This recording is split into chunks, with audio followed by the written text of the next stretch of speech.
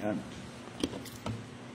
Welcome po sa atin po mga estudyante na po face-to-face at saka online. Sa mga nagdo-doktor, Doctor of Ministry po. Ang atin pong subject, Man, His Nature and Destiny. So, actually, pangatlong session na natin ito Parang pangatlong session na natin. At dito na po tayo sa page 20 ng ating pong mga manual. The soul does not sleep in death. Yan po yung ating pong pag-uusapan. Sabi nga, so sige, tayo manalangin muna. Pastor Joel, buksan niyo sa prayer. Tayo manalangin muna. Maraming salamat, Panginoon, sa panghali nito na minsan po ay kami po ay mag-aaral, Panginoon, ng aming asignatura o subject. Dalangin po namin, O Diyos, umuna sa lahat ay gabayan mo kami sa aming pag-aaral, dahil din, Panginoon, biyayaan mo, Panginoon, at lubusin mo ang karunungan na sa aming tagapagturo na si Bishop Suspiro, Panginoon, at sa aming mga estudyante naman ay patuloy, mag-ipas mo ang aming pag-iisip, aming mga kalooban, Panginoon, pang ma-absorb namin ang aming pag-aaral. Hindi samahan pa rin yung Banal Espiritu, Panginoon, sa pangalan ko. Maraming salamat sa pangalan ng Jesus. Amen. The soul does not sleep in death. So, kasi meron pong terminology na soul sleep. Diba? Merong natutulog o natulog yung kaluluwa. O sino yung natulog doon? Alin ang natulog? Alin ang tulog? Diba? Buksan nga natin yung 1 Thessalonians chapter 4 verses 13 hanggang 18. Ngunit hindi namin ibig na kayo di makaalam, mga kapatid, tungkol sa nangatutulog, upang kayo'y huwag mga lumbay na gaya ng iba na walang pag-asa. Tuloy. Sapagkat kung tayo'y nagsisampalatayang si Jesus ay namatay at nabuhay na magmuli, ay gayon din naman ang mga natutulog kay Jesus ay dadalhin ng Diyos na kasama niya.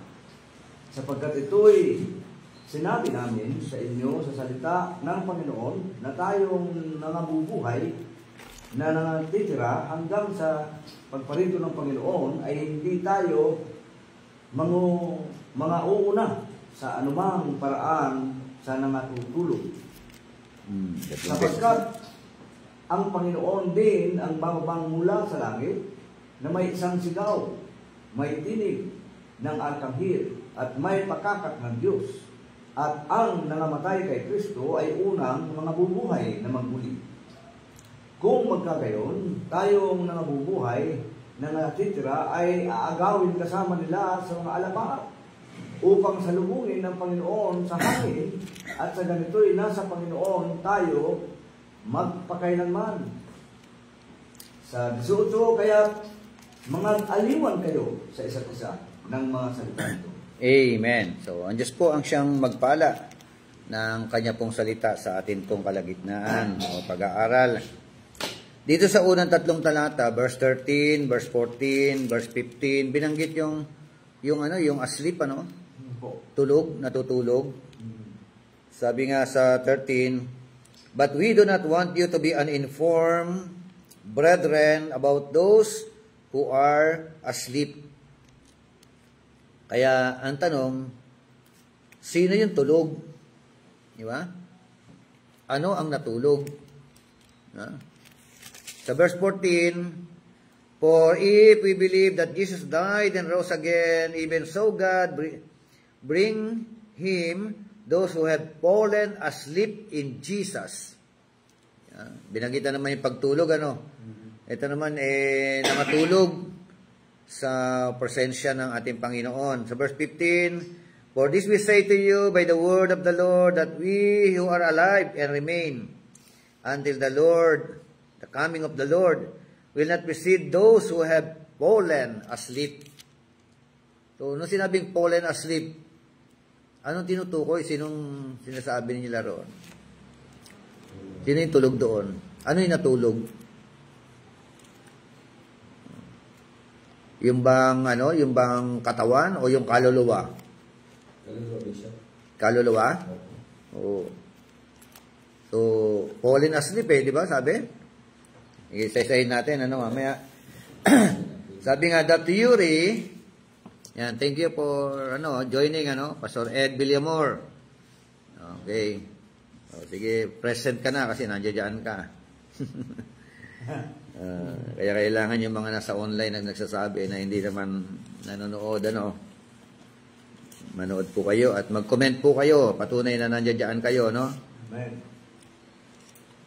Okay, the theory that the individual is unconscious between death and resurrection is sometimes called soul sleep.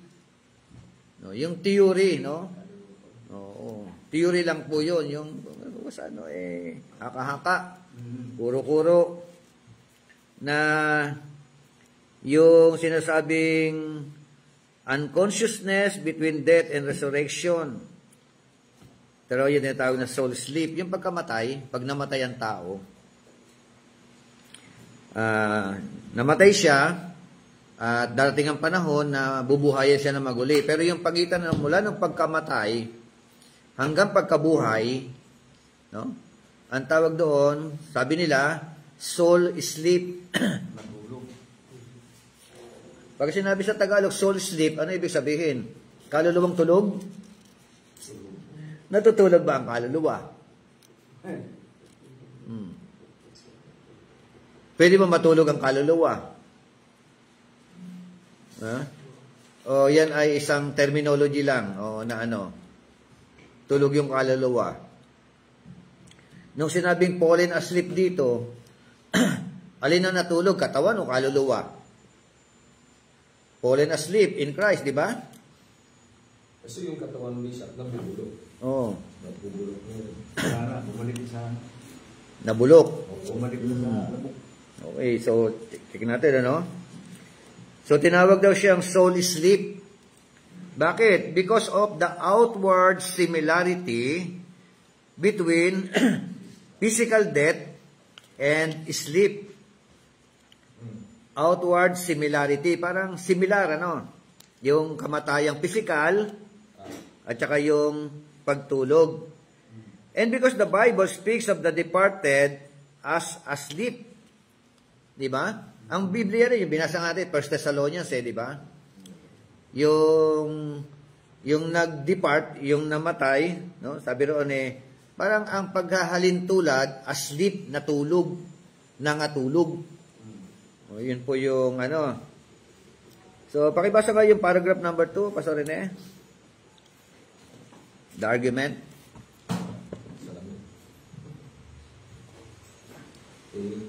The argument for unconsciousness indeed was long based largely on the former promise. Since men are apparently unconscious when they sleep, but this has been practically disproven, and few now deny that any sleep men are simply conscious in another way.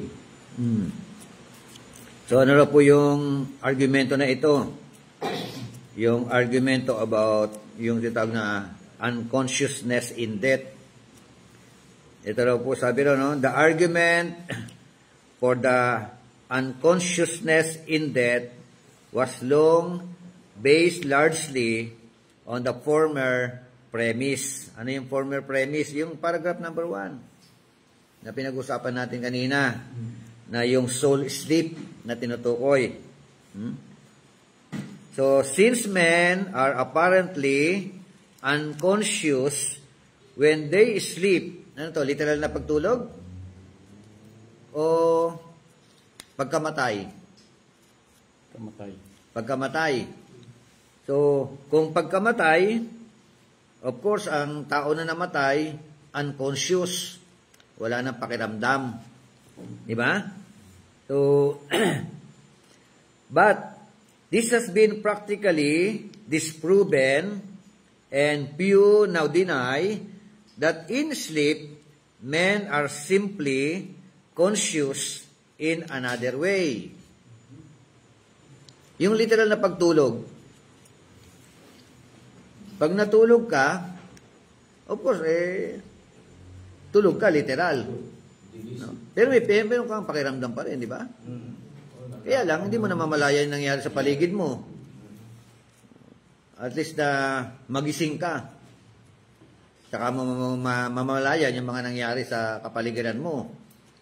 So, pero yung literal na pagtulog, yung pagkamatay na asleep,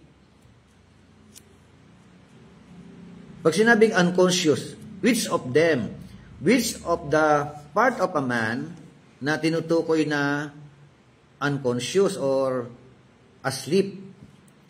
Is it the body or is it the soul? Or is it the spirit?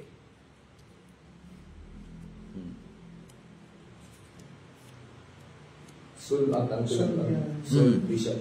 Ha? Soul at ang pinag-usapan. Oo. So, soul, kaluluwa. Opo. Oh. Okay, kung kaluluwa yan, so tingnan natin kung kaluluwa ba o katawan. So meron kasing sagot si Pastor Villamor dito na sabi niya, katawang tulog po. Katawang tulog, sabi niya. Yung katawan na natulog. Oh. Ay, yung kaluluwa. Oh, yung kaluluwa, Gising. mm, Di ba yung mga nasa cemetery, patay sila? Oo. Sabi ng Biblia.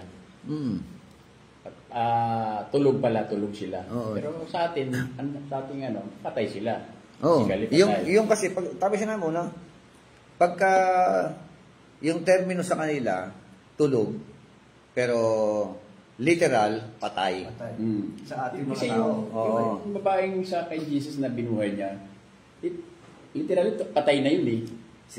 Pero sa kay Jesus na tulog lang siya. Pero ang totoo, patay na yun. Nag-iiyakan na ngayon. Di ba? Patay, pero, literal. Pero ang pananaw ng Pero Panginoon Diyos, tulog lang. terminology na tulog. Kasi alam pa sila ng Diyos, nabubuhay itong mga tulog lang to. Sinner man o makasalanan man, matuwi, bubuhay lahat eh. Kaya tingin ng Diyos, ang ng Panginoon, ni Kristo, tulog lang sila. Pero ilang oras na yun na nag-iiyakan na nga sila, patay na talaga yung katawan eh. Pero sabi niya, huwag kayo mabahala sapagkat natutulog lang siya. Di ba? Sinabi niya. Oh. Kahit si Lazaro, natulog lang. Pati si Eutychus, ay, tama ba yung nalaglag? Ang espiritu,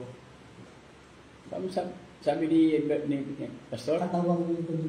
ang sabi ni Pastor, hindi yung espiritu, katawan lang. Oh, katawan na natutulog. Yung kaluluwa, hindi, kasi ano yan immaterial immortal na bahagi ng katawan niya, di ba?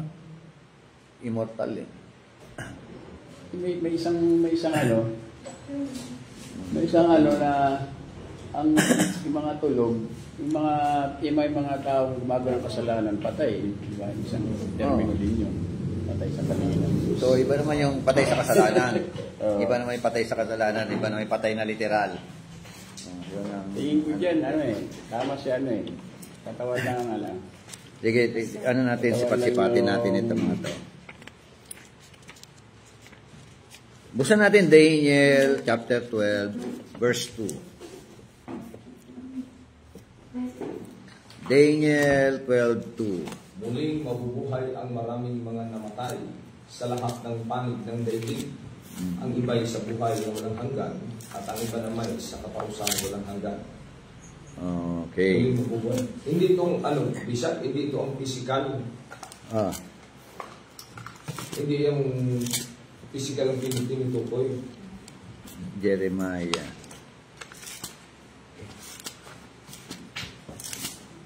Daniel 12:2. Opo.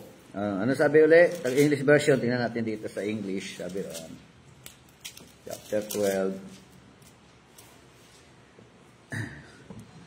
Many of those who sleep in the dust. In the dust. O, tingnan, natulog. Natulog saan? Sa alabok. Natulog sa alabok. O, namatay. Patayan.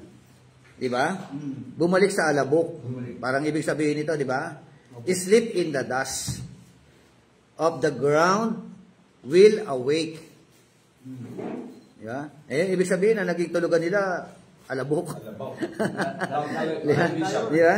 Yun ba yung babangon? Yung physical na yun? Tapos sa atin, na mga mananampalataya, nasagot na natin ng nakaraan, if you are a believer, kung Kristiyano ka, yung lupang katawan natin na natulog, namatay, ito ay bubuhayin na maguli, pero may bagong katawan. Glorified body. No? Glorified body yun. So, yun ang 1 Corinthians 50 yun. Sinagot yun, di ba? Pero ito, sabi who sleep in the dust of the ground will awake. Gigisingin. O bubuhayin. These to everlasting life, but the others to disgrace and everlasting contempt. Pare-pareho palang bubuhayin. Pare-pareho. Lahat na namatay, lahat na natulog. No? Lahat ng lahat na nagbalik sa lupa. Di ba? Natulog sa lupa o nagbalik sa lupa. Sa lupa ka galing, babalik ka sa lupa. Ngayon po, bubuhayin na maguli. Yung iba naman, magkakaiba ang kanilang pwedeng pag binuhay na maguli, bigyan ng bagong katawan, everlasting life. Sa kabilang banda, yung mga hindi mananampalataya, everlasting contempt. O everlasting na pagdurusa. Dalawa lang ang patutunguhan. Pero parehong bubuhayin na maguli. Sinabi ng Daniel. Amen? Amen. So, okay. Another one. So, bisa ba kanto katawan? Katawan na tinutukoy. Physical na katawan natin. Matutulog. Oo. Hindi, sorry to. O yung natulog. Pag kasi ang termino ng natulog, namatay eh. Ibig sabihin namatay eh. Pag sinabi, other term, natulog, tulog. So, Katulad sinabi ni Jesus Christ kay Lazarus, tulog lang yan. Diba? Oh. so maliwanag naman ang hindi natutulog ang espiritu. Kasi immaterial ang Hindi ang namatay. espiritu, ang kaluluwa. Sabi malinaw na Oo. ang kaluluwa o espiritu ay walang kamatayan. Nandun ba tayo sa Immaterial. point na yun? Oo. Yan ang panindigan natin bilang mga Yes, and ang Siyempre. kasi bubuhayin ka na maguli, bibigyan ka ng bagong katawan. Immortal body na rin yun. Together with your soul and with your spirit. If you are not a Christian, saan ang punta mo? Everlasting contempt. If you are a Christian, bubuhayin ka na maguli, bigyan ka ng bagong katawan, your soul, your body, and your spirit will go to God, to everlasting life. Ang purpose sa katulad at sa kaparusahan. Kaya Yeah, dalawa lang ang patutunguhan ng tao. Hindi mapaparusahan kung ano lang, walang katawan. Hindi makakaramdam ng... So, hindi yung kaluluwa ang natutulog di siya. Parang, hindi po. Oo, yung lumalawin ito dito, yung katawan ang siyang natulog. Yung Daniel eh. Napoprove kasi ng Daniel eh.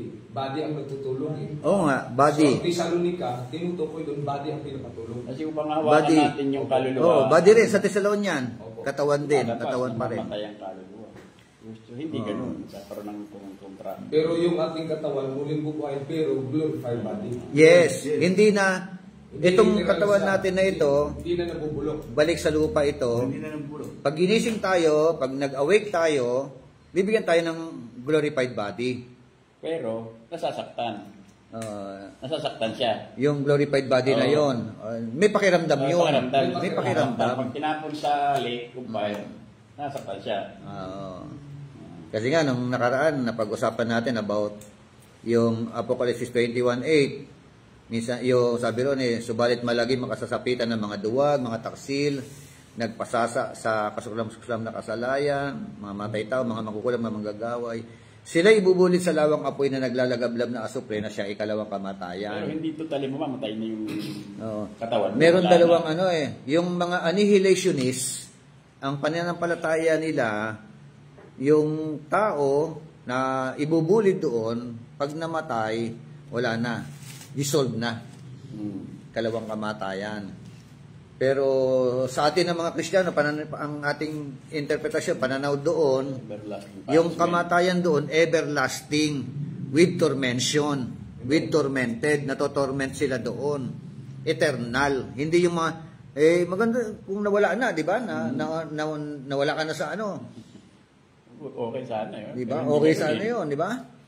Pero hindi ganun eh. May everlasting na pagsusunog ng kaluluwa at buong katauhan ng tao. Okay, Matthew 27:52. Dagdagan natin. Matthew 27:52. Sinabi sa kanya ni Jesus, ibalik mo ang iyong tabak sa lalagyan. Ang nabubuhay sa tabak ay sa tabak mamamatay. Nabuksan ang mga libingan at muling mali. nabuhay ang maraming banal na namatay. 27. Sorry. Yun. The tombs were opened. No, nabuksan daw ang mga libingan and many bodies of the saints who had fallen asleep were raised. Oh. Pagkatapos ng muling Di ba? nabuhay, si Jesus Nabuksan daw ang mga libingan. Ang mabuksan ng mga libingan, ang mga katawan nabuhay. ng mga santo, ng mga banal, na mga nangatulog, namatay, ibig sabihin, namatay, natulog, bumangon, nabuhay na maguli. No? So ibig sabihin, no? Ang conclusion talaga, yung tinatawag na fallen asleep, meaning to say, nangamatay. Amen. No? Physical na mga nangamatay. Okay? So, tuloy natin. Sabi doon, Matthew 27:52, we read that many bodies of the saints which slept arose. Si Stephen, he prayed, Lord Jesus, receive my spirit, and then fell asleep. Ano sabi ni Stephen? Panginoon, tanggapin mo po ang aking espiritu. At ang sabi roon, at siya ay natulog. Amen. Okay, basa. Acts 7:59 and 60. At habang binabato nila si Esteban, nanalangin siya ng ganito, Panginoong Jesus, tanggapin mo po ang aking espiritu. Lumuhod si Esteban at sumigaw ng malakas, Panginoon, huwag mo po silang pananagutin sa kasalanang ito. At pagkasabi nito, siya ay namatay. O di sa Tagalog, at pagkasabi nito, siya ay namatay. Ang sabi po ng verse 60, then falling on his knees, he cried out with a loud voice, Lord, do not hold this sin against them. Having said this, he fell asleep. Diba? Yung ibig sabihin, namatay. Physical na namatay. Apo. Sa chapter 8 verse 2, sabi roon, some devout men buried Stephen and made loud lamentation over him. Yung terminology na fell asleep, ang namatay, katawan. Amen? It is about their bodies. His bodies, o his body. At ganun din po, no? Sa Acts 13:36.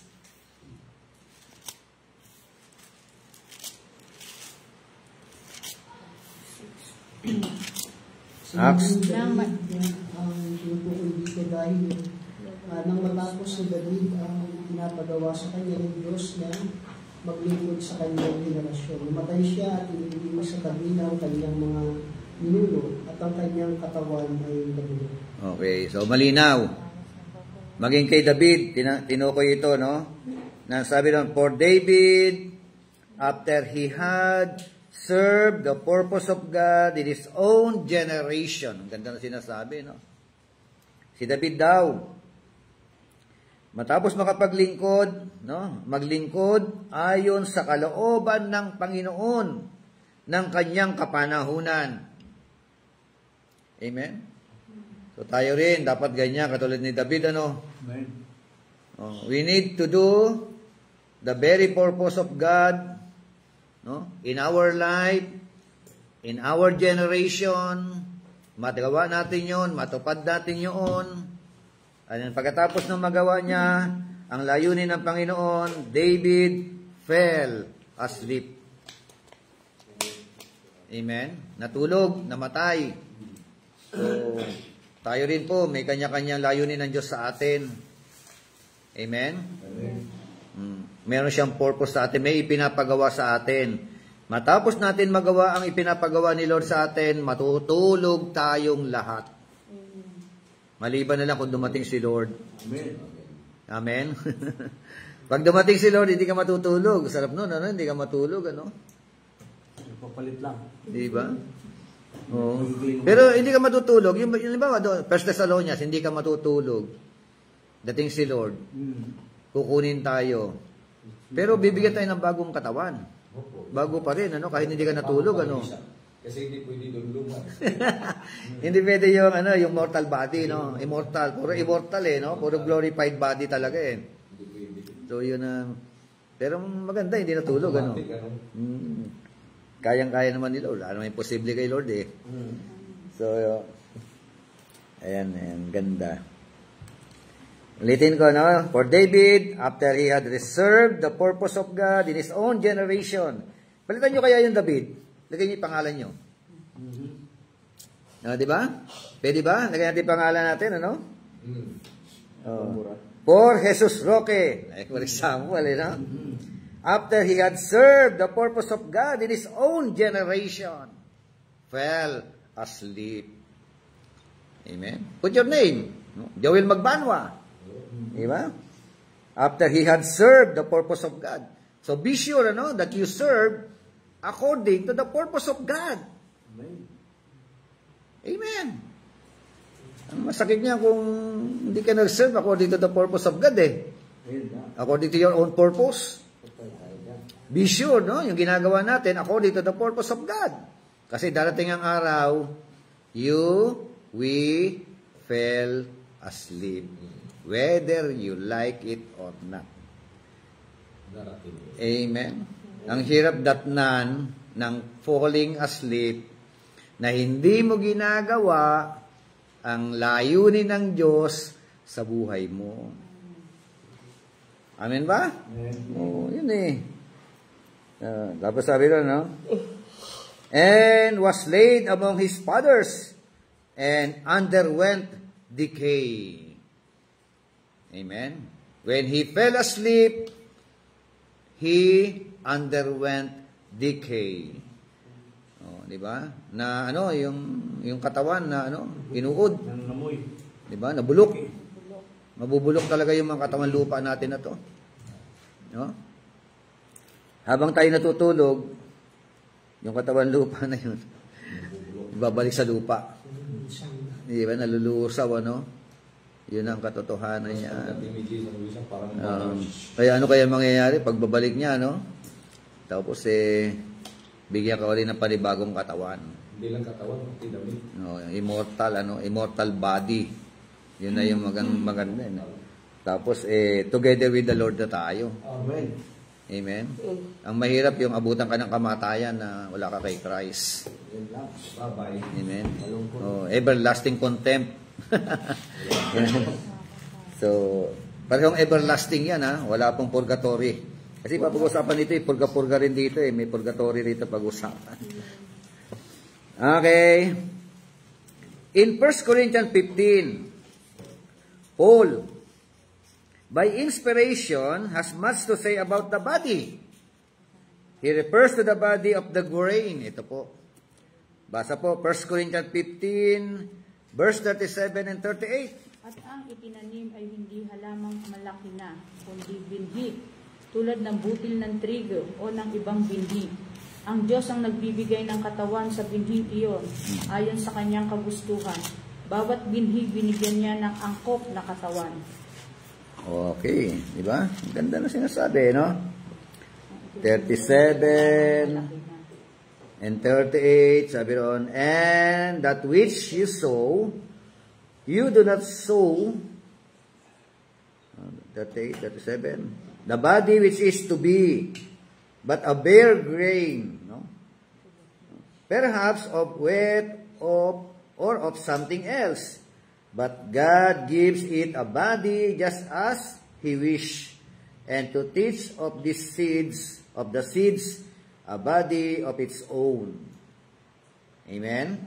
So 39, all flesh is not the same flesh, but there is one flesh of men, and another flesh of the beasts, and another flesh of birds, and another of fish. So may ibon din ba to sa langit? May hayop din? Meron na. Ha? Kasi may mga tao eh. Anong kaibahan ng Anong kaibahan ng pagkamatay ng mga hayop at pagkamatay ng tao? Yung pagkamatay ng hayop, ano na yon? Patay din talaga. Dissolve na talaga yon. Wala nang yun, patay na talaga. Diba? Wala silang katawan panlangit. Ibig sabihin walang hayop sa langit, wala nang ron. Baka may bago design. Baka iba. Diba? Pero hindi sila yun, yun nabuhay dito, bibigyan ng bago. May bago yun, Bishop. Oo. Yan. Gagawa ng bago. Tama, no? Pwedeng gano'n, no? May bagong mga roon. Puro immortal na roon. Immortal na lion, immortal na kalapate, ano ba? So, hindi katulad natin, yung pagkamatay ng tao, bibigyan tayo ng immortal body. Pero andyan pa rin yung soul and spirit, no? Okay. So, to the flesh of man, beasts, fishes, birds, ayon po sa verse 39, to celestial bodies and bodies terrestrial. Verse 40, sabi ng verse 40? May mga katawang panglangit at mayroong namang panglupa. Iba ang kagandahang panglupa at iba ang kagandahang panglangit. Yan. There are also heavenly bodies and earthly bodies. But the glory of the heavenly is one, and the glory of the earthly is another. Amen. So, and the bodies of the believers concerning their physical death, He uses the phrase, it is sown. Yung verse 42 at saka verse 40 hanggang verse 44. Okay, basa nga po. Ganyan din sa muling pagkabuhay ng mga patay. Ang inilibing ay mabubulok, ngunit hindi mabubulok kailanman ang muling binuhay. Yun. Walang karangalan at mahina, hanggang 43 ba? 44. Walang karangalan at mahina ng ilibing. Marangal at Oh, malakas diba? sa muling Klaro pagkabuhay. na. Katawan na natutulog. Katawan talaga tulog. Pag ginising, maganda na. Maganda na. Inilibing na katawang pisikal, muli Ayun. mabubuhay bilang katawang spiritual. Wow. Kung may katawang pisikal, mayroon ding katawang Oh, spiritual. iba yung katawang physical. Spiritual. Kaya magiging gwapo ko na talaga noon, ano? Wala nang kapintasan. Wala nang kapintasan yung glorified body. Wala nang kurikong kamay. Wala na, hindi na namamatay yun, hindi na kakasakit yun, di ba? Eternal na ka na kay Lord. Kaya yun yung magandang balita dyan eh. Kaya matik talaga, yung katawan natin na ito, magpe-fell asleep talaga ito. It depends upon kung anong dahilan, di ba? Minsan sakit, di ba? Minsan sakuna, everything, di ba?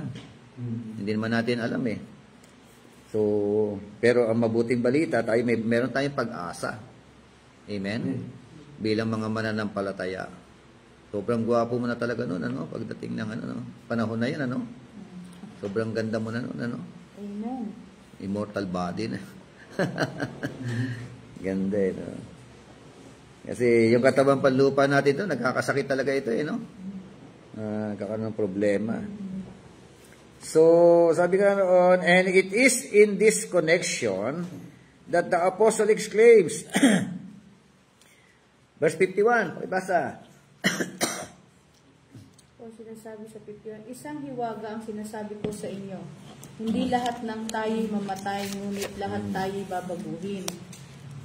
Diba? Mystery. Hindi lahat tayo'y mamamatay, ngunit lahat tayo'y babaguhin. Behold, I tell you a mystery.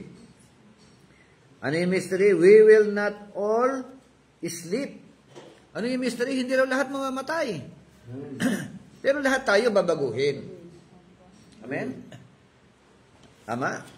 So, yun ang mabuting balita. Talagang babaguhin talaga tayo. Hindi ka pumayag na yun pa rin. Halimbawa, yung ilong mo rito, sarap. Doon talaga kan So, it is important to note the fact that nowhere in Scripture do we read of a soul sleeping.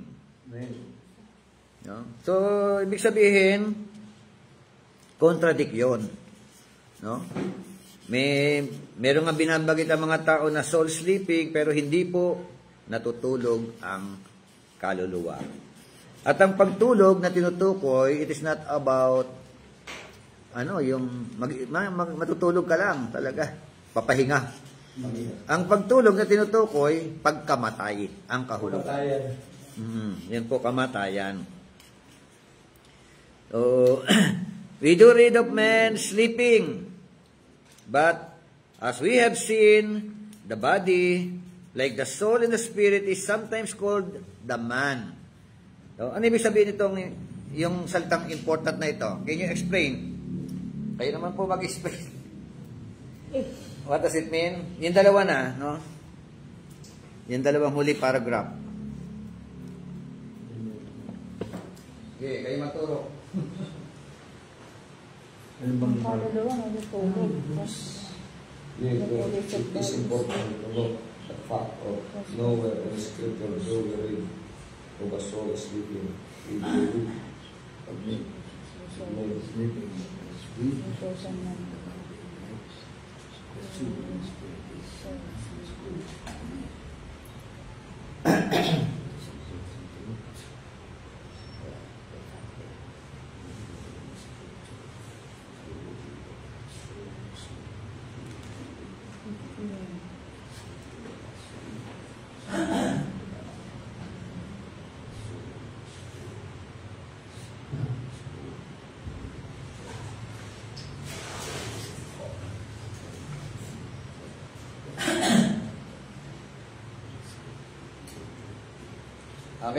Pastor Joel. Gusto niyo ba tawagin ko kayo mga doktor? Hindi pa Student. Doctor, ministry. Diba? Dr. Joel. Dr. Joel, paki-explain nga. Try lang natin. Yung dalawang paragraph na yan. Ang nakakalaga lang na yung katotohanan na ito na novel din mo di ba wala sa scriptures novel na Wala yung interpreter natin. Ayan, ang dami na sa online. Ang DSU is watching. Pastor Arnold po, thank you po for joining us. Pastor Padua. Napaka-importante daw. Ano yan, napaka-importante? Sa banal na kasulatan na mababasa natin ang kaluluwa, dumiliba o basol, sleeping. Hindi natin nalitaw dito. Hindi natin mababasa na yung kaluluwa ay natutulog. Walang kaluluwang tulog, walang tulog na tutulog na kaluluwa. Tapos mababasa natin na ang tao ay natutulog. So lalabas dito na yung katawan, malinaw na sinasabi dito na yung katawan mismo ang natutulog. In connection dito sa pinag-usapan natin. But as we have seen, the body, like the soul and the spirit, is sometimes called the man. Ngunit, yung pag pinag-usapan natin ay yung katawan, ay katulad ng kaluluwa at espiritu, at kadalasan tinatawag siyang man o tao. Okay. Yan sumunod na paragraph. Tapos kaya kayo. Okay, tas it is not the soul. thus it's not the soul. So hindi yung kaluluwa o ang espiritu o ang buong kabuuan ng tao ang matutulong ng physical na kamatayan. But only the body. Ngunit ito na. Ibig sabihin yung talagang natutulog dito. Yung Katawan talaga. Oo. Kiniklear na dito. Kiniklear na dito. It is the body which is soul and shall be raised. Na yung katawan ay yung mamamatay, then at the same time, ito po yung bubuhay na muli. Okay, physical sleeps and shall be awakening. So, matutulog yung katawan, ngunit siya po ay gigising, muling ibabangon ayon sa unang Korinto, Kabanata 15, talata ay 42 hanggang 51. Not once does the scripture speak. So, hindi raw sinasabi ng banal na kasulatan o sinasabi yung patungkol dito sa pagkatulog ng kaluluwa. Ngunit, ang katawan ay natutulog. Okay. Malinaw na, maliwanag. So, clear.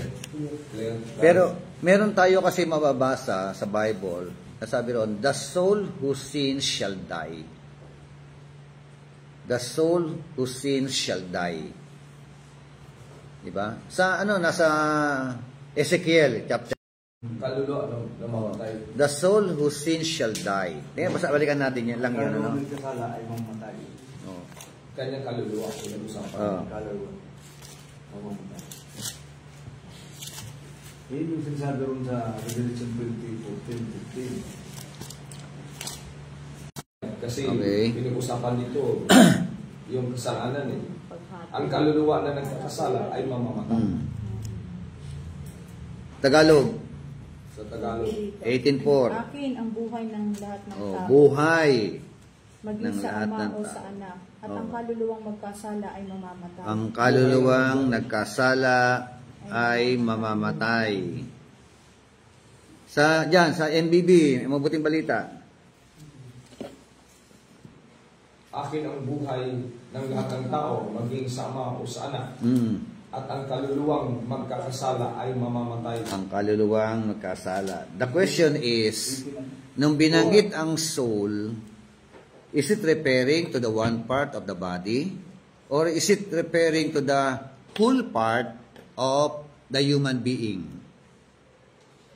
Soul, pag sinabing soul, di siya. The soul who sins shall die. Parang whole part di sabi. Oo. Kasi soul ang pinag-usapan, will die. Will die. Will die. Oo. Full Whole part or one part of the body? Oh. Kasi nung nilikha ng Diyos ang tao at hiningahan, tinawag siyang Kasi sigurado ito, pag Buhay sinabing na soul kaluluwa. must die o shall die, buo to. Oo. Lahat to. Yung buong katauhan. Katauhan. O yung katawan niya lang. Ang mamamatay. Hindi siya katawan, di siya. Whole part. Kasi yun Whole eh. part di siya. Whole part of the body. Whole part of the human being. Eternal, ano na yan eh. So, nung sinabi mamamatay, Not exactly Eh, death. hindi siya kundi May yung punishment yan. kaparusahan. Wala kang At yung sinabi, yung ibig sabihin ng yung separation o pagkamatay na tinutukoy doon, pagkahiwalay sa Diyos, sa presensya ng Panginoon. Tagalog dito, sabi doon, akin ang buhay ng lahat ng tao, maging sa ama o sa anak, at ang kaluluwang magkasala ay mamamatay. Okay. Kasi si Adan, nung likhain ng Panginoon, tinonglan niya muna, wala kang buhay yun. Ngayon si Adan, naging kaluluwang buhay ng hiningahan. Oo, naging kaluluwang buhay, may buhay. Kaluluwang buhay. Oo. Kaya ano yan eh, ganun din dyan eh. So, doon the soul who sins shall die.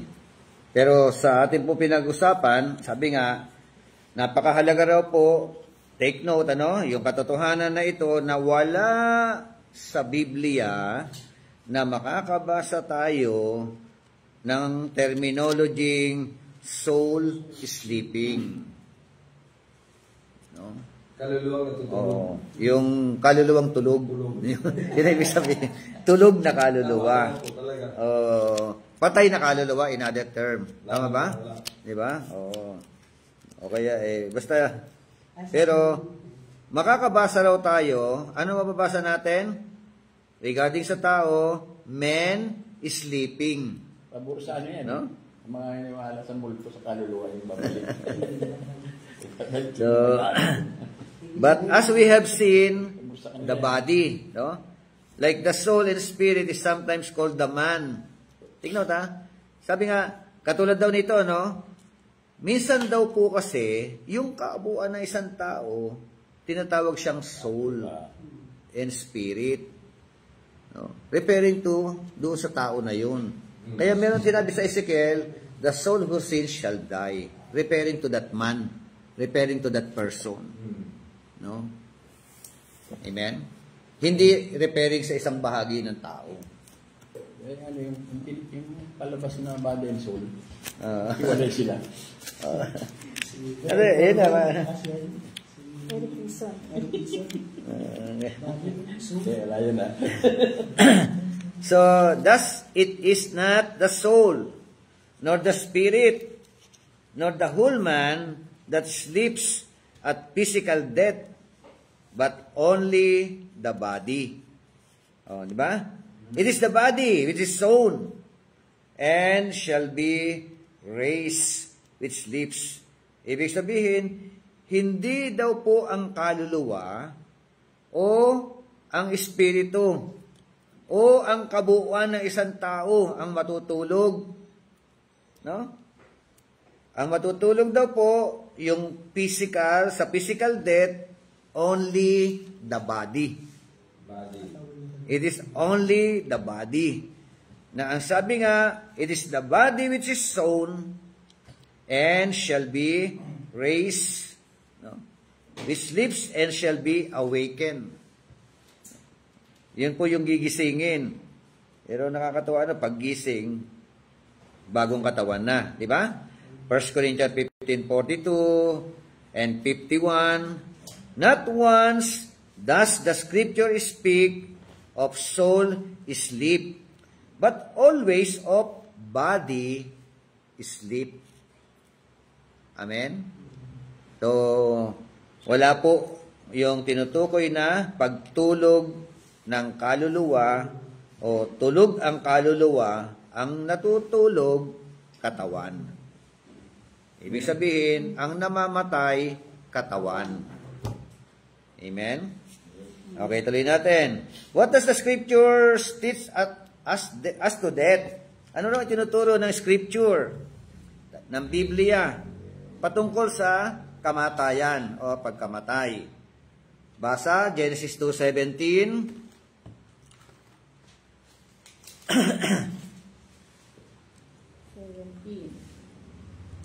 Maliban sa bunga ng punong kahoy na nagbibigay ng kaalaman tungkol sa mabuti at masama, huwag na huwag mong kakainin ang bungang iyon, sapagkat sa araw na kainin mo iyon ay mamamatay ka.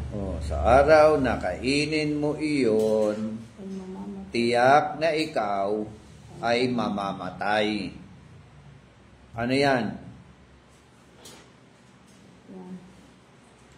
Ano mamamatay? Is it physical body? Spirit. Parang yan. Physical body. Yung nahiwalay sila sa Panginoon.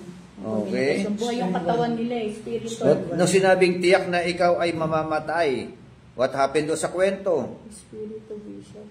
Di ba? Sumuway sila. Kinain pa rin nila ang ipinagbabawal na bunga. Pagkatapos nilang kainin, ang tanong, namatay ba sila? Namatay yung spiritual life niya, pakikipag-live nila sa Panginoon. Yung body nila, buhay. So, ibig sabihin, hindi po sila namatay physical. Opo. Yung una din naman yung pagkamatay ng pagkahiwalay sa Panginoon, yung relasyon nila. Then, namatay pa rin sila, pero delay yung pagkamatay nila, yung sa physical. Nauna yung spiritual na pagkahiwalay, tapos namatay pa rin sila yung physical. So, spiritual death ang naranasan nila. Opo. Kamatayang spiritual.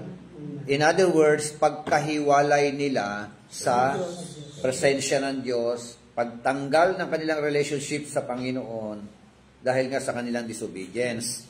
Separation from their relationship with our God. Amen. Amen? At ang kasunod na lamang, yung physical na death, kailan? Kailan nangyari? Kailan mangyayari? Nung inihula kay Adam, ano sabi kay Adam? Propesya sa kanya, ito, yung sumpa sa iyo, yung lupa, kailangan mo yan taniman bago magkatubo. Dati, kusang tumutubo ang mga bungang kahoy, pagkain. Pero kailangan mo ngayon taniman yan para magkaroon ng bunga. At diyan ka lupa, diyan ka galing, diyan ka rin babalik na. Babalik ka na diyan. Di ba? So, bahagi na ng sumpa. Kaya nga isinara yung yung Garden of Eden eh. O isara na yung Garden of Eden. Lagyan na ng kandado yan. Baka magbalik. May magbukas daw isa. Ayun, merong Garden of Eden, papuntang impyerno naman isa. Ando na mga laklakan, di ba? Ano yung mga... So, yun na nangyari, no? Kaya, doon na, nagkaroon na po na tinatawag na. Dapat sana pa, kung original, yung mangyayari, walang disobedience, hindi mamamatay ang tao. Di ba? Yung righteous, mananatiling buhay, hanggat, di ba? Nandiyan dyan. Pero dahil nga nagkasala, halimbawa, nakakain ng bungang kahoy, yung isang bunga ng buhay, Siguro yung bisa, tree of life. tumutubo lang yung ibang kahoy. Pero yung kailangan ng tao, kailangan mo itanim. Bungkal. Kasi doon, sa bukid, may nakikita kami, siyempre, kusa lang yung tumutubong kahoy. May mga ngayon sa bukid, di ba? Ang karamihan doon, siit, di ba? Opo. Marami doon talaga. Pero, pag gusto mo magtanim, kailangan mo magbungkal. Kailangan magbungkal. Kung gusto mo magkaroon ng mangga, kailangan mong... Yes, wala nang tutubo ng pusang mangga. Wala nang pusang tutubo. Walang... Pero may mga... Maliban na lang, halimbawa, kumain ka ng santol, tapos pumupo ka doon sa may bandang may santol na buhay. Di ba? Pero, mga makikita mo din yung bunga, pa-observe mo, may mga historical quotes na mga lumang putas na walang nakakilala. Pero makikita natin putas pala sila. Yun, pwedeng pero walang nagtanim. Wala. Katulad halimbawa ng mga bayabas. Ang bayabas, kaya maraming bayabas doon sa bundok. Kasi yung ibon, tumuka ng bayabas. Dinala sa mga ibang lugar, nalaglag, tumubo na naman. Ganon. Di ba? Yung buto pa rin yan na, di parang nagtanim yung yung mga ibon, nagtatanim din pala ibon. Uwak. Oo, yung mga ganon. Kasi nung hindi pa malinis, nung nilinisan ko na bishop, tapos para mong sinusunog. Matapos yung sunog, nung inulan, mga ilang araw, tumubo. Ano naman? Papaya. Pero hindi pang tanim ng papaya. Papaya, no? Oo. Ano yun? Siguro uwak. Maaari, no? Maaring iba na yung buto kasi, no? Yung buto na nalaglag. Opo. Kasi ang buto na nalaglag sa lupa, tutubo eh. Tutubo talaga. Lalo kung madiligan, tutubo at tutubo. Maliban mamatay. Kaya nga maliban, tama sinabi, maliban na malaglag ang buto, Mamatay at mamatay. diba? At mamatay, Tutubo. tutubo siya. Pag tumubo, ibang katawan na. Buto nung nalaglag, ganyan yung katawan natin eh. Buto nung nalaglag, tapos munggo na nung tumubo. May katawan na, ibang katawan na. Ganyan din yung mangyayari. Okay, 2:17. In that day that thou eatst thereof, thou shalt surely die. Yan po yung Next page. This judgment of which God warned Adam was straightway executed. For the moment he disobeyed God, death. No? The moment both physical and spiritual entered and reigned in Romans chapter 5, verse 12 to 14. Tingnan po natin. 12 to 14. Ang kasalanan ay pumasok sa sanlibutan sa pamagitan ng isang tao at ang kamatayan ay pumasok sa pamagitan ng kasalanan. Yun, Dahil dito, pumasok. lumaganap ang kamatayan sa lahat ng tao dahil ang lahat ay nagkasala. Nasa sanlibutan ang kasalanan bago binigay ang kautusan. Ngunit kung walang kautusan, ang kasalanan ay hindi ituturing na kasalanan. Gayunman, nagahari pa rin ang kamatayan mula kay Adan hanggang kay Moises, pati sa mga taong hindi nagkasala tulad ng pagsuway ni Adan sa utos ng Diyos. Si Adan ay anyo ng isang darating. 5:12 to 14. Opo. Oh, di ba? May anyo ng parating Hindi na yung parating. Ang parating is all about the Lord Jesus Christ, di ba? Amen. Oh, yun ang sabi ng Bible. Sabi rin. Verse 14, nevertheless, death reigned from Adam until Moses, even over those who had not sinned in the likeness of the offense of Adam, who is a type of him who was to come. But the free gift is not like the transgression. For if by the transgression of the one, the many died. No? Pagkakasala ng isa, apektado ang marami. Much more did the grace of God and the gift by the grace of the one man, Jesus Christ, abound to the many. Amen? So, merong pasubali in connection to our Lord Jesus Christ. Ano? So, in this connection, however, there could hardly be stronger proof that God, by His inbreathing, had imparted to man something more than the mere life which animates the physical body.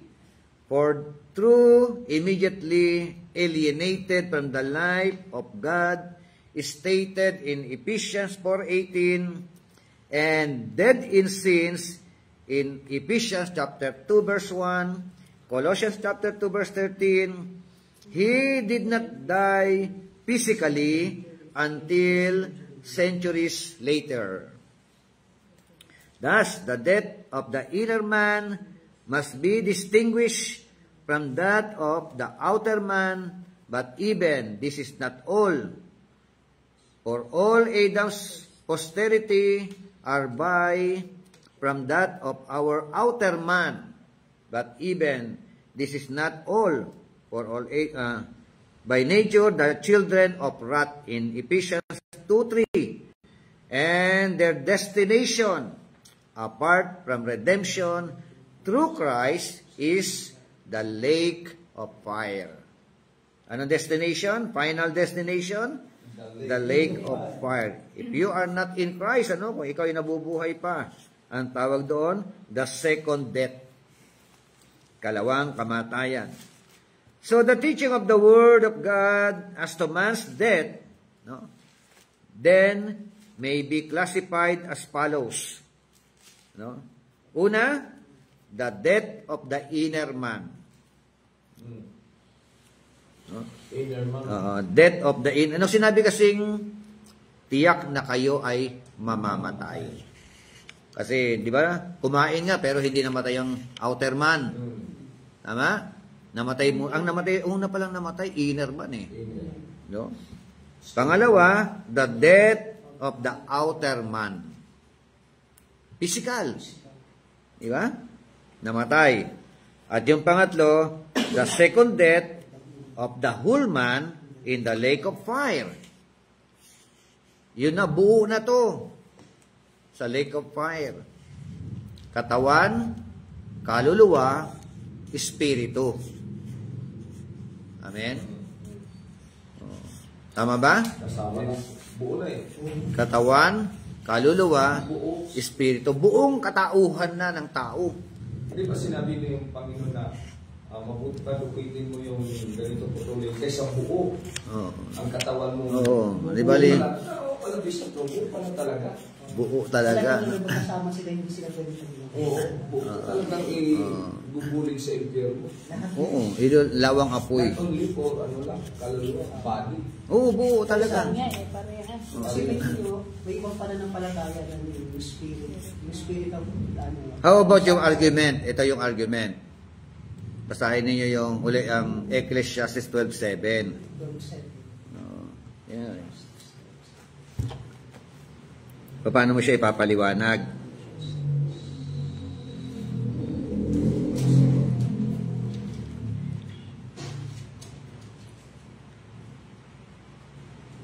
Oh. Kung magkagayong babalik ka sa lupa, kung saan ka nagmula. At ang spirit mo ibabalik sa Diyos na siyang nagbigay nito. Oh. Yan. Argument. Oh, ano? Paano mo nga ilalaban ngayon yan? Paano ipapaliwanag ngayon yan? Yung katawan will return to the dust as it was. Balik sa lupa. And the spirit will return to God who gave it. O, ibig sabihin, hindi pala yung tatlong bahagi. Ganun ba yun? Ng tao, pupunta sa lake of fire? Dalawa lang dyan eh. Dalawa na naman, naguluhan na naman. Di ba? Okay. Kaya kailan, pagka na-debate ka dito, di ba? May magkakaroon ka ng link pag di mo alam. Pag hindi mo kayang ilaban niya, paano mo siya didepensa? Ano yun? Mga 12. Oh. Sabi mo kanina, tatlong bahagi. Kung magkagayong babalik ka sa lupa, kung saan ka nagmula, Mm. ang spirit mo ibabalik sa Diyos na siyang nagbibigay Bigay nito. nito. Oh. How? So, doctorate tayo, kaya kailangan natin, alam natin depensa yan. Kailangan natin paliwanag.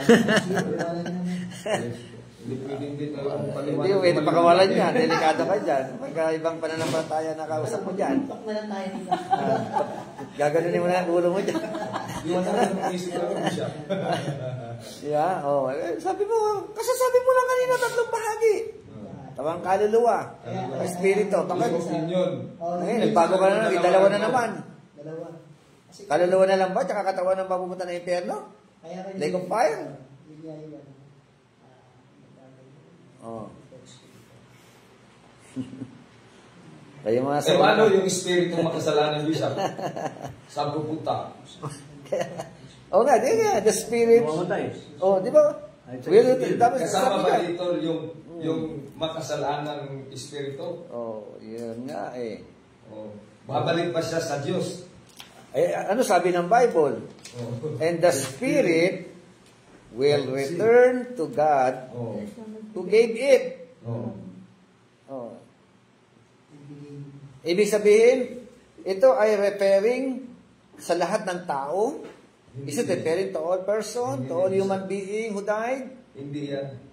May Hindi ako naniniwala ng peri sa lahat ng tao yan kasi Oh. paano lang makasalanan? Pwede ba yun? Oh, kaya nga. Hindi, ano sabi ng Bible? Sinabi ba rin diyon na ang lahat ng espiritu ng matuwid will return to God who gave it. Oo, saan? Hindi niya sinabi ang lahat ng espiritu ng mga makasalanan will not return to God who gave it. Lahat. Parang general eh. Hindi.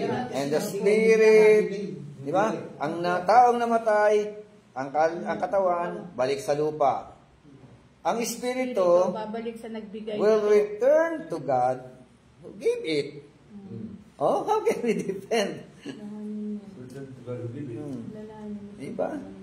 Sa alam ko ang ating katawang lupa, ang ating hininga. O, paano? Ay magbabalik sa Diyos na bigay nito. Yung hininga, yung buhay, babalik sa Diyos na nagbigay nun. Si Adan, di ba, hiningahan ng buhay.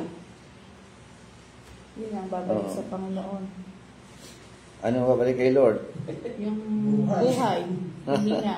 Yung hininga niyang buhay. Thus shall the dust return to the earth as it was, and the spirit shall return unto God who gave it. Who gave it. Yung buhay na hininga ng Balikan niyo yung Genesis 2:7. 2:7. 2:7 ang Genesis. Sige. So 7. Pagkatapos, ginawa ng Panginoong Yahweh ang tao mula sa alabo. Hiningahan niya sa ilong at nagkaroon ito ng buhay. So spirit dito buhay. yung pinag-usapan buhay. Buhay. Oh. Life. Yun. Yung life. Life. Opo. Bumalik yung No hiningahan, nagkabuhay. Yun yung babalik ulit sa Oo. Diyos.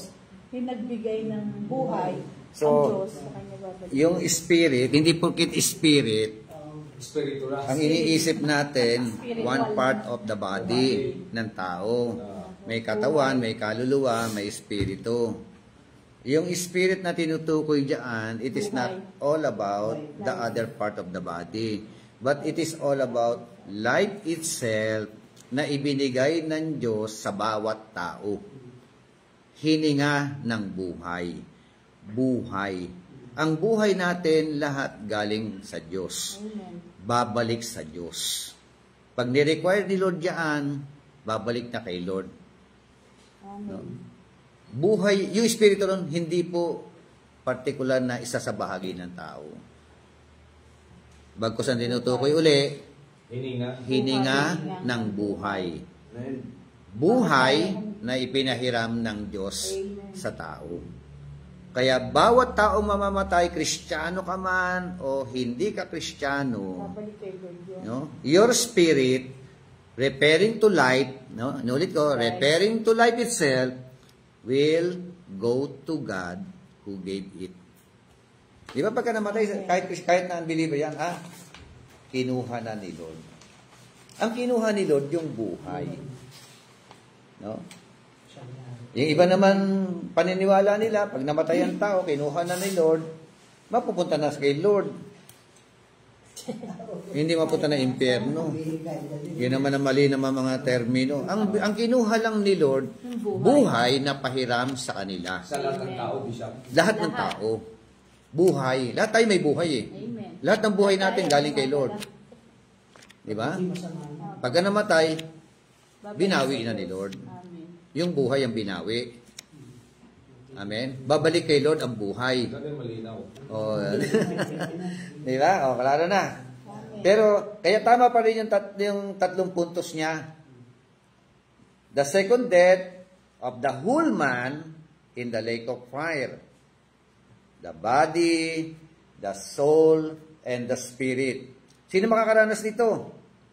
Yung mga nabuhay na walang Kristo, Hindi kinilala ang Panginoon. di ba? Hindi kinilala si Kristo, dininay ang Panginoon. So, sila po yung makakaranas ng tinatawag na eternal condemnation. Eternal punishment. Ano po? Pero yung Kristiyano, buong katauhan mo rin, tatlong bahagi din. Wala maiiwan. Your body, your soul, and your spirit will go to God. No? In the very presence of God. At doon na yung pinakamasayang lugar. Amen? Oh. Kaya na i-depensa? Amen. No, diba? Muna sa tao, muna sa na. Yun na pala, may pala Ang dahil. may susi. Diba? Mabukti tayo. Taas doon ka sa asol. Madilaw ka. At pag-usapan natin, the death of the inner man. The death of the inner man, sometimes called spiritual death, is the separation of the soul and spirit from God. Ayan po yung ano. Kaya nung sinabi nga uli yun, tiyak na kayo'y mamamatay, yun na, nag-separate na. Hindi na sila makalapit sa Diyos. Kasi ang Diyos ay banal, ang tao ay makasalanan, no? Dahil sa kasalanan, Isaiah 59, di ba? Yun ang nagiging hadlang. Kaya hindi na makalapit ng direktahan ang tao sa Diyos. And sabi nga in the day, that Adam and his wife ate of the forbidden tree, they were alienated from God. Alien. Nahiwalay na.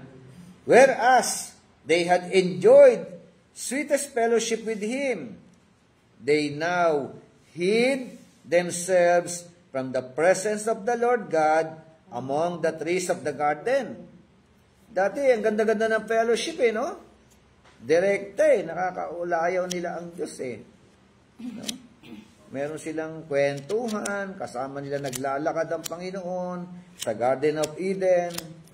But when they disobey, no, yung command ng ating Panginoon Diyos, nung nagpunta ang Panginoon, they hid themselves from the presence of the Lord. Amen? Yes. So that he had to seek them, and calling. No. Kaya, ang tanong ng Panginoon, where art thou? Nasaan kayo? Nakipagtago-ampong na sila. Di ba? But in reality, sabi ni Eli Soriano, meron daw hindi alam ang Diyos. Hindi raw alam ni Lord kung nasaan sila.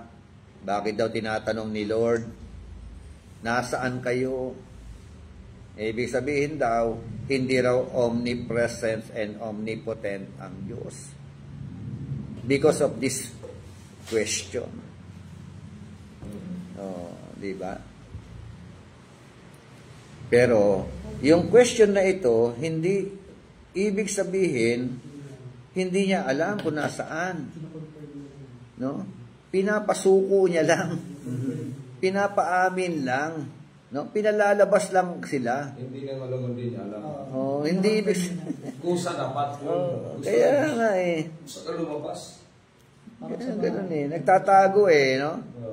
Basa Genesis 3:8 and 9. Nang dapit hapon na, narinig nilang naglalakad sa halamanan Narinig nila. Yahweh, kahit nagtapos sila sa mga puno, ngunit tinawag siya ng lalaki. Niya ang lalaki at tinanong, saan ka naroon? Saan ka naroon? Hanggang 9 na yon. Opo. Where are you? Where art thou? This was more than broken relationship.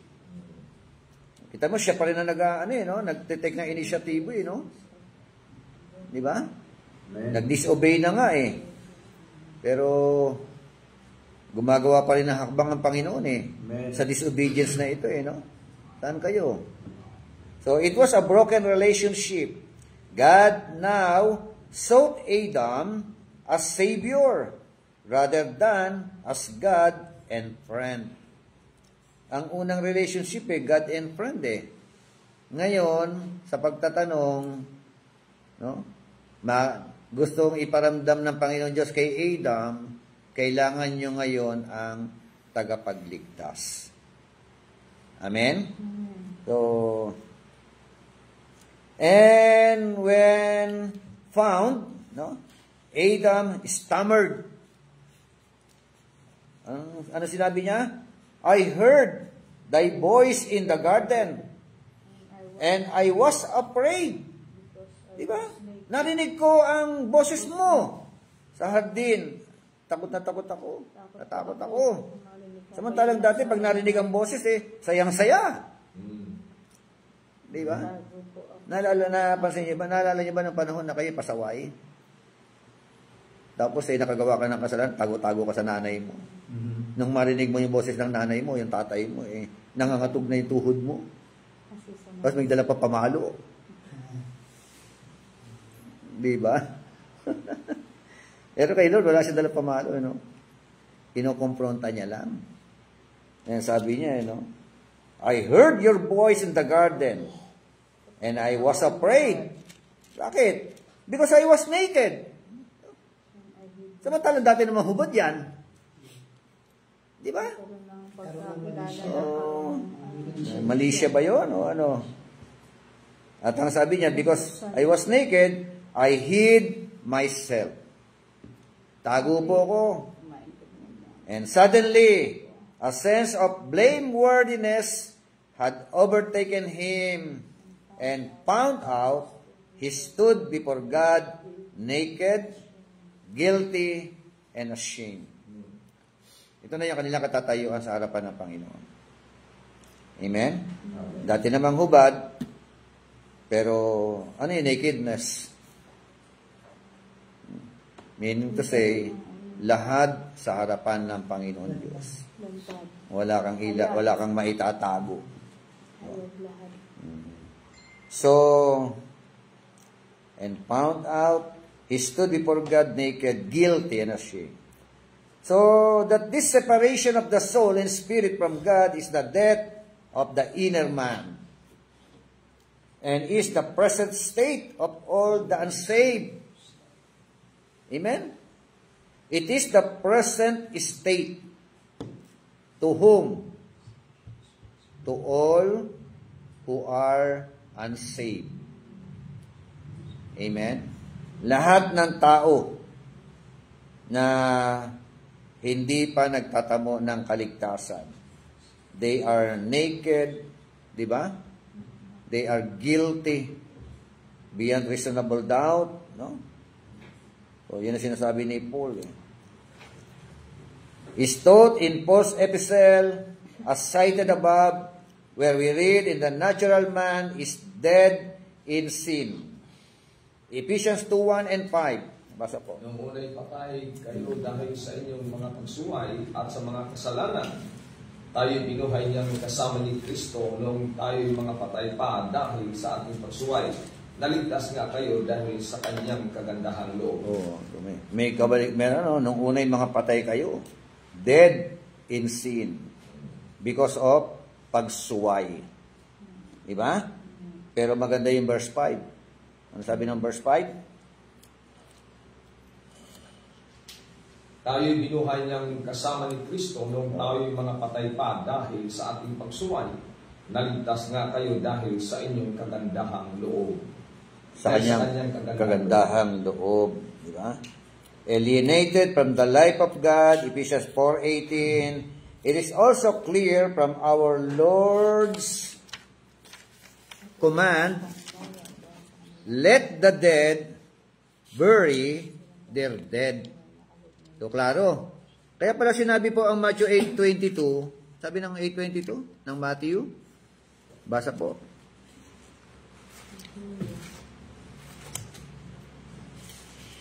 Ngunit sinabi sa kanya ni Jesus, maglingkod ka sa akin at ipaubayan mo sa mga patay ang paglilibing sa kanilang mga patay. Meron na palang patay na naglilibing sa patay. Walang spirito. Diba? So, dalawang patay ang tinutukoy. Let the dead bury their own dead. Hayaan mo ilibing ng patay ang kanilang mga patay. Diba? Amen. Yung unang patay sino? Yung katawan. Katawan pala siya. Spiritual. Sino maglilibing? Physical. Yung patay sa Patay sa espiritu. patay sa espiritu. Buhay ang laman. Buhay ang laman. Di ba? Ang ililibing, Yung patay sa laman, patay din sa espiritu. Patay sa espiritu. Patay patay. Patay lahat. Tropa-tropa. Di ba? Double dead, ano? Double dead. Patay na sa laman, patay pa ang espiritu. Ang maglilibing, patay ang kaluluwa, patay ang espiritu. Buhay pa naman sa laman. Zombie na maglilibing. Kung pwede ba ang maglilibing, buhay ang laman, pero yung ililibing, ano siya, buhay ang espiritu, patay ang laman. Pwede rin ano, pag Kristiyano namatay. Pwede rin siya. Diba? Ang maglilibing, Yung mga ability. patay. Patay. Ang ililibing naman, buhay. Pwede ba yun? Patay physical, buhay spiritual. Diba? Pwede, no? Pwede, ganun eh. Sabi nga,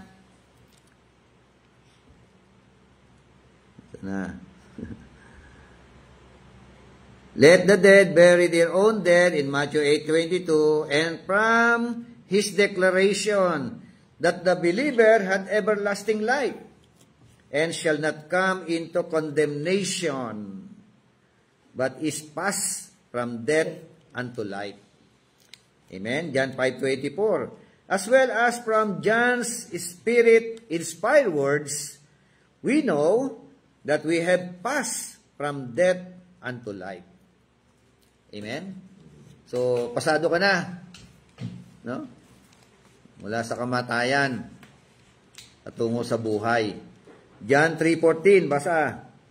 First John po, Bishop. 1 John, tama. Nalalaman natin lumipat na tayo sa buhay mula sa kamatayan, sapagat iniibig natin ang katappiran. Ang hindi umiibig ay nananatili sa kamatayan. Amen. O, lumipat ka na. Amen. Di ba? Nakalipat ka na.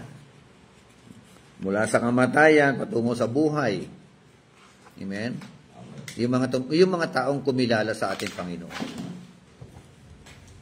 Okay. Next, the death of the outer man. Ano pag sinabing outer man? Physical death. Tama ba? Kanina pinag-usapan na the death of the inner man.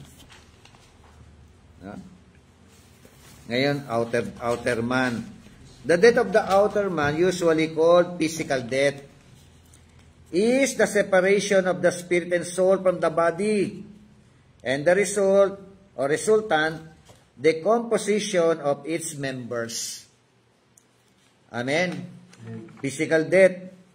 Ito naman ang paghiwalay ng kaluluwa at espiritu sa katawan. Hihiwalay. No?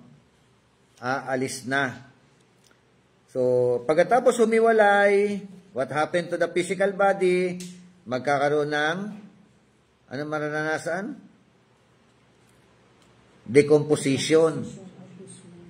Amen? Pagkabulok. Anong unang nabubulok sa tao ayon sa medicine? Ang unang inuuod sa parte ng katawan ng tao. Mata. Mata. Chan. Mata raw. Mata. Mata. Ayon sa kanila. Bakit kaya mata? Kasi mata yata ang makasalanan. Sa pamahig.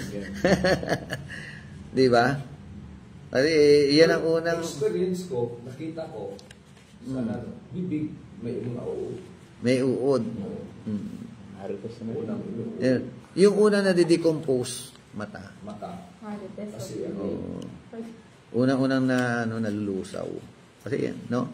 Natutunaw. Kung po ano pala Totoo. yung dishes. Ha?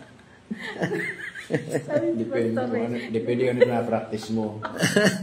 Ano kaya kung ano yung makasalanan sa katawan mo, yun ang unang matutunan. Bibigyan ko mo. Pag marites ka, una. Hindi nga, baka may punto. Ito, may point ka siguro, no? Ni Pastor. Oo. Depende kung ano ka na-practice mo na bubuhay ka. Hindi na nabubuno. Yun ang unang malulusaw. Apat ang binabahay mo. Ito paano pagbaba? Apat ang binabahay mo. Kahapon, nakita ko tulpo, yung isang pulis, 7 asawa. Yun. Sigurado Sigurado yun. Unang lusaw yun, di ba? Pagbaba pa lang ang bahay ng trabaho mo. Mayroon pang 6. Hindi man itong 15 days pala, ala na yun. nalusaw na yung baba. Okay, so the death of the outer man. Sabi nga, study of the death which is earthly life is brought to a close affords many answers to the erroneous conclusions drawn from Genesis 3:19 that the body with life in it is the whole man, and that at death the whole man returns to the dust, or that the spirit which God breathed into man is but the impersonal breath of life which, when recalled, leavens no man at all, but only a body to be buried. Ano ibig sabihin nito?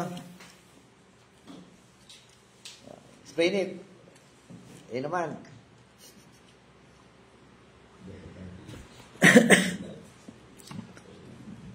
Try.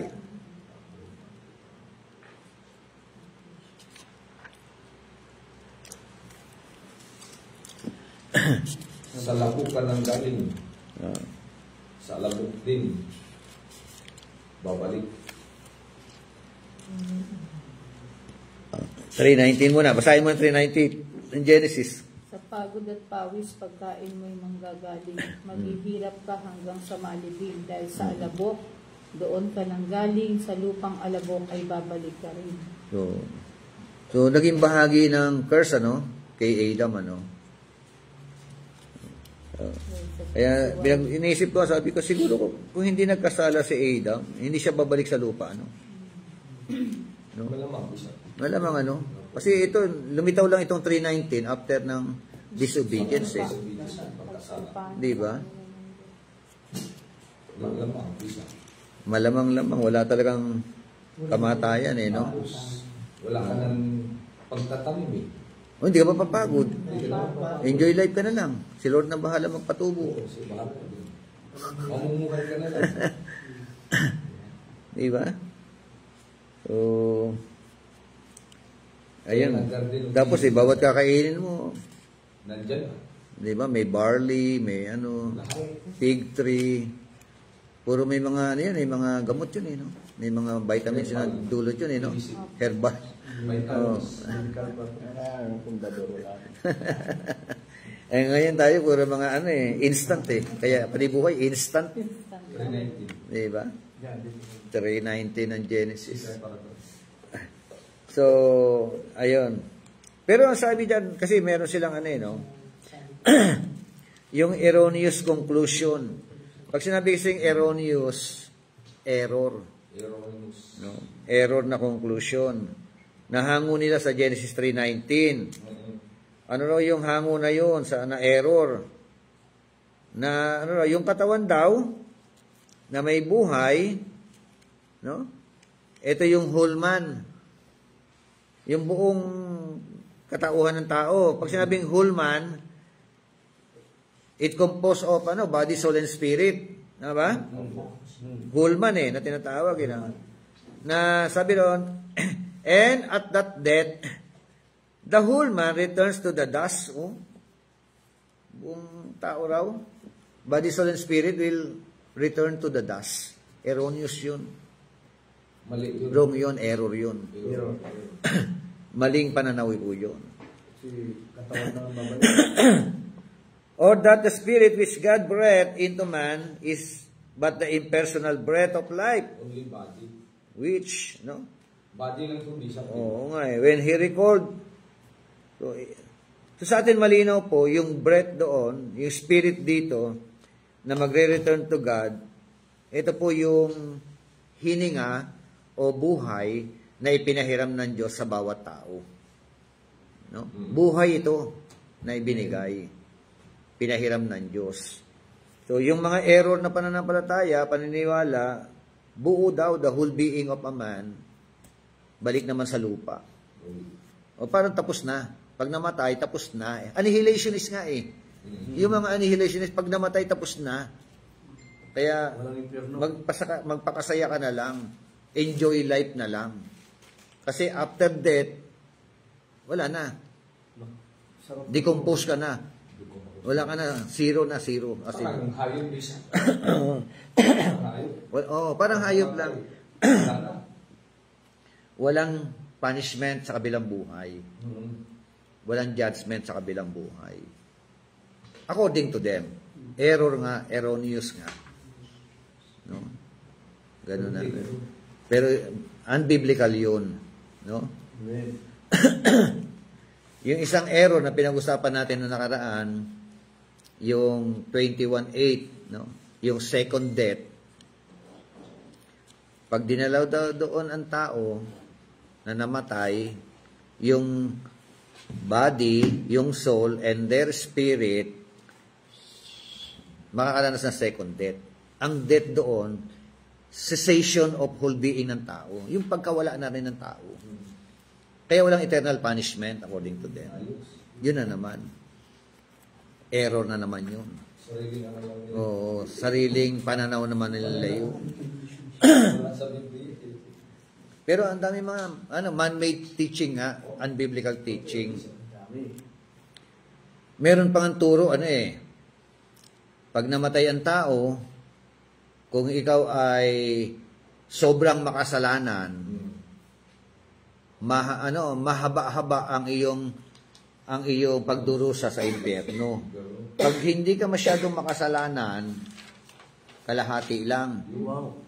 May mga ganun, may sentensya, may 5 years, may 10 years, may 15 years. Yung purgatory daw, Bishop, it is the place of repentance. Oo nga, yung pag-usapan natin yung purgatorio kung biblical yan. Nandito rin yan. Subject natin yan. Walang Kita niyo yung mga katuroan na ganyan, pero ang dami pong ganyan paninimala. Marami po. Oo. Talaga. Di ba? Siniyasap ni Dr. Rizal yung buong Biblia, wala siya nakikita. It was absent. Kaya nga, it depends upon doon sa works mo, sa kabutihan mo. No? Kung ilang taong ka lang sa impyerno, later on, punta ka ng langit, malalayain ka. Okay, na yung mga erroneous na? Nakabayad ang utang mo. Punta ka na doon. Oo nga So, why should our Lord say, Father, into thy hands I command my spirit? Basa po yung mga talata. Luke 23:46. Sumigaw na malakas si Jesus, Ama, sa mga kamay mo ipinagkakatiwala ko ang aking espiritu. At pagkasabi nito, nalagot ang kanyang hininga. Okay. 7:59 ang Acts. At pinagbabato nila si Esteban na nanalangin naman ng ito. Panginoong Jesus, tanggapin mo po ang aking espiritu. Luke 12:20.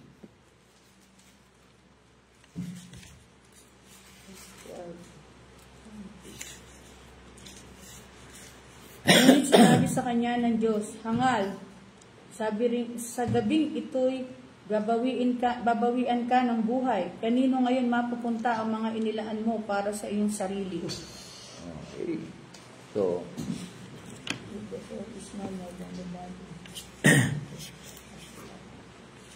sabi ron, if the soul is no more than the body with the breath of life in it, in the death, pakibasa nga po yung paragraph na to, Pastor Marlo.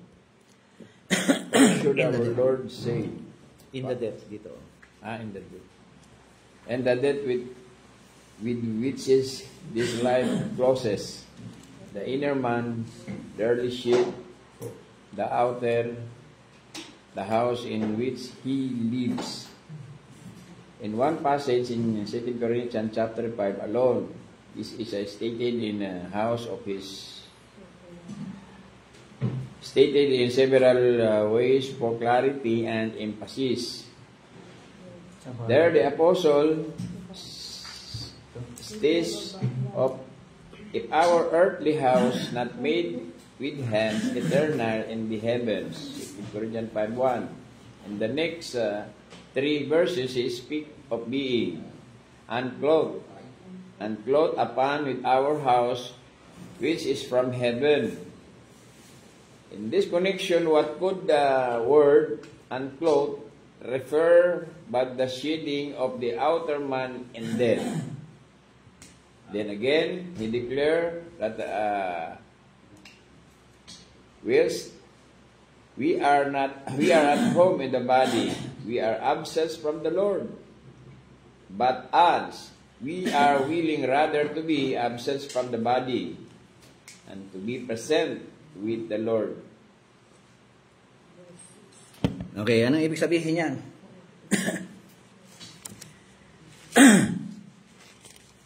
Pagkamatay daw, what happened? What happened? In the death with which this life closes. Pagkamatay daw, what happened to our life? It closes. Amen? So, the inner man, what happened? Dearly sheds the outer. Ano yung inner man? The soul and the spirit. Tama? So, the house in which he lives. So, ito yung tabernacle, yung katawan natin. Dito siya nanahan. Dito siya nanirahan. Diba? So, sa 2 Corinthians chapter 5 alone, this is stated in several ways for clarity and emphasis. Meron po siyang kinaklarify at ine-emphasize. There are the apostles state that if our earthly house of this tabernacle, ano yung earthly house? Katawan lupa. This is our earthly house, ano? Or tabernacle. What happened? Pag na-dissolve, we have a building of God, an house not made with hands, eternal in the heavens. 2 Corinthians 5:1. In the next 3 verses, he speaks of being unclothed. No? Pag sinabing unclothed, ano yun? Hubad. Diba? And clothed upon with our house, which is from heaven. So in this connection, what could the word unclothed, ano ba ibig sabihin ng salitang unclothed? Refer to but the shedding of the outer man in death. That is the meaning of the unclothed. Yung pagkamatay nung outer man natin, yung ating lupa, katawan panlupa. Then again, he declares that whilst we are at home in the body, we are absent from the Lord. Okay. Yeah, sabi ng ano? Anong talata ito? 6 and 8. Verse 6 and 8, ano? Na ano sa Tagalog? Ito po ang sabi sa Tagalog. Kaya't laging malakas ang aming loob. Alam namin habang kami narito pa sa katawang lupa, hindi kami makakapasok sa tahanang inihanda ng Panginoon. Sapagkat namuhay kami ng batay sa pananampalataya at hindi sa mga batay na nakikita. Malakas ang aming loob at mas gusto pa nga namin iwan ang katawang ito na aming tinitirhan ngayon upang manirahan sa piling ng Panginoon. Sabi ron, ano? Willing rather to be absent from the body. Amen? When you are absent from the body, you are to be present with the Lord. Amen? So, pag wala ka na sa katawan na ito, we as Christian, you are present with the Lord. Amen? So, mapupunta ka na sa presensya ng Panginoon. Kaya sabi ni Paul, for me to live is for Christ, and to die is gain.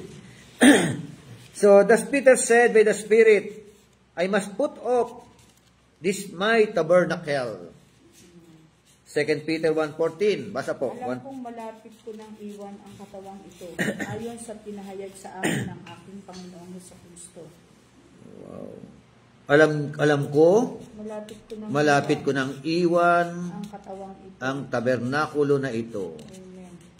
No, kayo ba nakakaramdam na ba kayo na malapit nang iwan? Mayroong isang miracle crusade nung isang linggo. Sumama sa Busaya. Tumawag siya sa isang kasama niya sa Busaya. Kuya, sabi niya, kukunin ako ng Panginoon alas 9 ng mamayang alas 9. Pero una na-stroke mo siya. Nung may stroke, umurungan nila, hindi magpagsalita. Sabi niya, hilahin mo yung dila ko kasi hila ng misis. Nakapagsalita. Tinawagan niya yung kasama niya. Kuya, ako namatay ito mag-1 for weeks. Tapos si Kuya Ernie yung mag-paawit. Hindi. Oo, sige, wala problema. Mga alas 8 ng umaga yun. Kailan ba yan? Kaya sa linggo lang nakaraan. Pagkatapos nito, sabi niya, kasi sinabi naman ng Kuya Ernie na, Kuya, mamaya alas 9, kukunin ako ng Panginoon. Ikaw mag-worship. Alam niya na, no? Alam niya, no? Hindi, tapos na. Nung mag-alas 9 na, mga siguro, 10 minutes to 9, sabi niya doon sa misis niya, bisan po na po, kasi nandyan na sila. Alam niya na. Oh. Tapos binisa siya. Di, pag taas na ng kamay, binisa, pag babang gano'n, pumikit, patay. Andyan na sa YouTube mo. Oh, di ba? Sabi nun sa Pritzker, nasa YouTube. Sabi ko, grabe pa yun. Hindi ito. Di ba? So, yan yung mga nakakasigurado talaga. No? To be absent from the body is to be present with the Lord. Amen. Amen? So, kaya hindi, yung kamatayan ang huli nating kalaban. At napagtagumpayan na natin yan. Amen? Hindi na tayo takot mamatay. Kaya lang, ayaw pa natin iwan yung mga mahal natin sa buhay. Di ba? So, gusto pa natin mabuhay kasi... Pero pag namatay tayo, to be absent from the body is to be present with the Lord. Sa Kristiyano lang yan, ha? Pag hindi ka Kristiyano, sorry ka na lang. Diba? And Paul spoke of departing to be with Christ in the time of his departure. Alam niya, no? Philippians 1:23, 2 Timothy 4:6. So departure is not a cessation or suspension of existence. So, yun daw pong departure, ano daw po ito? It is not a cessation, yung katapusan na, or suspension of existence. And surely, the body does not depart at death. It is the inner man that departs from the body of death, at death. The inner man, ang aalis. Hihiwalay talaga ang inner man, the soul and the spirit. No? Ecclesiastes 3:19 and 20. So be used to deny this in Job chapter 14 verse 10 to 12, might as well be used to deny the resurrection.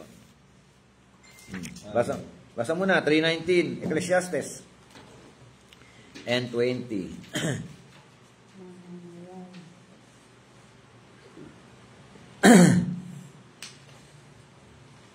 Ang hantungan ng tao at ng hayop ay isa, lahat ay mamamatay.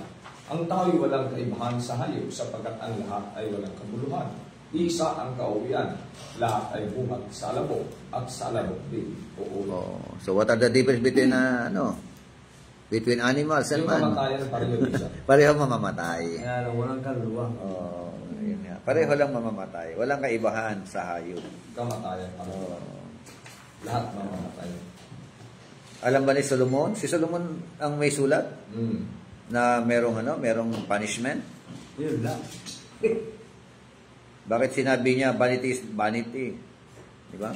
Magpakasaya ka na lang. Magsaya Parang mag hindi niya alam. All is Damani vanity. yung asawa Mayroon siyang sinabi, Bishop, magpakasaya kayo hanggang bata pa kayo. Ngunit alalahanin niyo ano ang hantungan nito. Yun lang. Hindi niya sigurado. Kaya yung Ecclesiastes na may mga para bagang sa mga mga pangungusap niya, no? Parang wala no?